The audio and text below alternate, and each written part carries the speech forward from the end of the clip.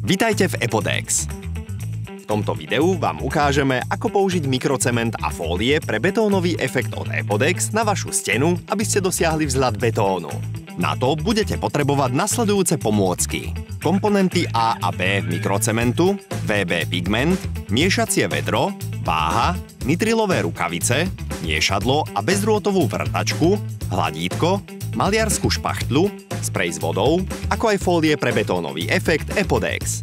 Odklad musí byť stabilný, suchý a zbavený nečistôt alebo separačných látok. Vyrovnajte všetky nerovnosti. Pre povrchy z dlaždíc odporúčame buď odstrániť dlaždice alebo vyplniť škáry našim základným náterom a tmelom. Pre povrchy bez dlaždíc naneste náš hlboký základný náter na savé povrchy alebo náš 2K Bonding Primer na nesavé povrchy. Pokračujte hlavným náterom. Zmiešajte komponent A mikrocementu so stredne zrnitým zložením a komponent B podľa uvedeného miešacieho pomeru. Ak je to potrebné, môžete zvýšiť množstvo komponentu B až o 15%, aby ste dosiahli požadovanú konzistenciu.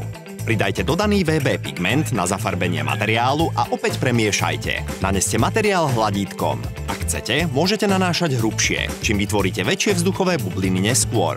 Hneď po aplikácii zvlhčite jednu stranu fólie pre betónový efekt pomocou spreja a naneste ju na stenu. Fóliu pevne pritlačte na stenu hladítkom. Nechajte materiál úplne vyschnúť. Po vyschnutí fóliu odstráňte. Podrobné informácie nájdete na stránke každého výrobku. Príjemné spracovanie našich výrobkov. Váš tím Epodex.